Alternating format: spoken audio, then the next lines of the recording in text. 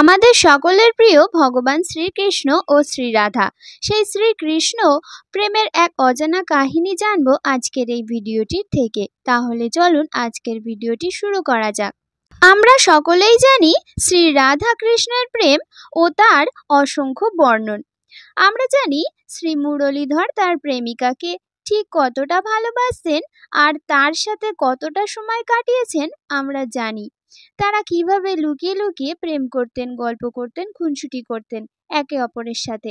আমরা এও জানি দুজনের সাথে দেখা না হলেও কিভাবে শ্রীরাধা তার বাঁশির সুরে মোহিত হতেন, কিভাবে একে অপরের জন্য অপেক্ষা করতেন যমুনার পাড়ে, কিভাবে তারা মনে মনে কথা বলতেন, চোখে চোখ রাখতেন, অনুভব করতেন একে অপরকে। তাদের এই প্রেম ছিল আপার স্বাধীন, এক অমর প্রেমের কাহিনী। তাহলে আমাদের মনে প্রশ্ন জাগতেই পারে যে কিভাবে ভগবান শ্রী বাসুদেব তার সবচেয়ে কাছের প্রিয়াকে ভুলে গেলেন, কিভাবে চলে গেলেন তাকে ছেড়ে, কেন গেলেন সেটা আমরা সকলেই হয়তো জানি উনি তার মামা কংসের সাথে যুদ্ধ করে নিজের বাবা মা তথা সকল প্রজাকে উদ্ধার করতে গিয়েছিলেন। কিন্তু প্রশ্নটা হলো, প্রভু তার প্রিয়াকে ফেলে কিভাবে চলে গেলেন, কিভাবে মানালেন শ্রী রাধারানীকে, কি করে মানালেন নিজের মনকে, কি করে পারলেন এই অসাধ্য সাধন করতে। তাই যখন ভগবান তৈরি হয়ে মা যশোদা ও বাবা নন্দলালের আশীর্বাদ নিয়ে বাড়ি থেকে বেরোচ্ছেন বৃন্দাবন থেকে মথুরার উদ্দেশ্যে, ঠিক সেই সময় তার প্রেমিকা শ্রী রাধারানী খবরটি পেয়ে এক নির্জন স্থানে বসে মনের দুঃখে অশ্রু ব্যয় করেই চলেছেন, যা থামার নাম নেই।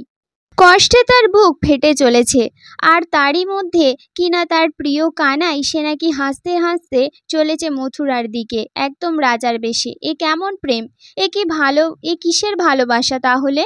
কি করে একজন সত্যিকারের প্রেমিক তার প্রেমিকাকে এভাবে ছেড়ে চলে যেতে পারে? তা গিরিধারী যখন বুঝতে পারছেন, অন্তর থেকে দেখতে পারছেন তার প্রিয় রাধা কষ্ট পাচ্ছেন, কাঁদছেন অঝরে, ঠিক তখনই তিনি তার সারথীকে বললেন, হে সারথী, রথ থামাও এক্ষুনি, সময় দাও আমায় একটু। আমার প্রিয় রাধিকা যে আজ অশ্রুময়, যেতে দাও আমায় তার কাছে একটিবার, কথা বলতে দাও আমায়। আমার প্রিয় রাধাকে এভাবে রেখে যেতে পারবো না আমি আর এক মুহূর্ত। এই বলতে বলতে ভগবান শ্রীকৃষ্ণ ছুটতে ছুটতে গেলেন রাধিকার কাছে, আর দেখছেন কিভাবে তার রাসরাসেশ্বরী কান্নায় দুঃখে কষ্টে ভেঙে পড়েছেন, আর মনে মনেই তাকে দুষছেন। ভগবানও অবাক দৃষ্টিতে তাকে দেখছেন। তাই এই পরম আত্মীয় প্রেমিকা সুন্দরী সখা আজ একেবারেই ভেঙে পড়েছেন কৃষ্ণ বিরহে। তার এই রূপ একেবারেই অজানা। এই দৃশ্য দেখে প্রভু তৎক্ষণাৎ বললেন, হে প্রিয়, এই দেখো আমি এসেছি তোমার জন্যে, কেঁদো না। আর আমি ছিলাম, আছি আর থাকবো তোমারই আজীবন আমরণ, তুমিও তাই। জানি দুষ্ট তুমি আমায় আজ করেছো আমায় প্রশ্ন, কিন্তু বিশ্বাস করো প্রতারক আমি নই, বিচ্ছেদ আমি করছি না, নাই আমি ভাবতে পারি এ কথা। শুধুমাত্র আমার কর্মের উদ্দেশ্যে আমি এগিয়ে চলেছি। আমার নতুন লক্ষ্য হলো সকল প্রজার উদ্ধার, মাতা পিতার মুক্তি, পারিবারিক উত্তরদায়িত্ব, রাজধর্ম পালন। শ্রীরাধা তখন বললেন, হে দীনবন্ধু, আজ তুমি এইসব আমায় বলছো? মনে নেই আমাদের সেই সব দিনগুলো, কত ফেলে আসা মুহূর্তগুলো? কই তখন তো এইসব কথা তুমি আমায় বলনি আমায় একদিন এভাবে চলে যেতে হবে, কই বলেছো কখনো? এ কেমন প্রেম সখা? তা যদি যেতেই হয় নিয়ে চলো আমায় তোমার সাথে, চলো আমরা বিবাহ বন্ধনে আবদ্ধ হই। এবার তো তোমার কোনো অসুবিধা হওয়ার কথা নয়, আর কি, তাই তো? এবার তো নিয়ে যাবে তোমায় আমার সাথে। এই কথা শুনে ভগবান শ্রীকৃষ্ণ কিছু না বলেই শ্রী রাধিকার থেকে মুখ ফিরিয়ে পিছন ঘুরে দাঁড়ালেন, চোখে তার জল। কিছুক্ষণ কোনো কথা না বলে একদম চুপ করে দাঁড়িয়ে থাকলেন শুধু। এই দেখে শ্রী রাধা রাগে দুঃখে বললেন, হে গোপাল, তুমি যে এত নিষ্ঠুর আমি জানতাম না যে তুমি গিরিরাজের থেকেও শত্রু পাথর।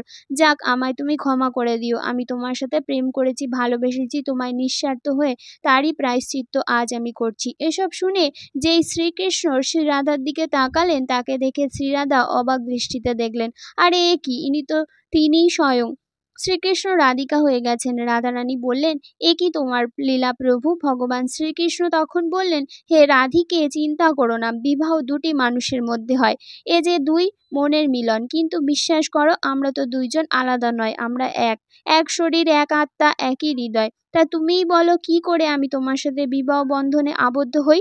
যে কৃষ্ণ সেই রাধা, আর যে রাধা সেই কৃষ্ণ, আমরা সর্বদাই এক ও অভিন্ন।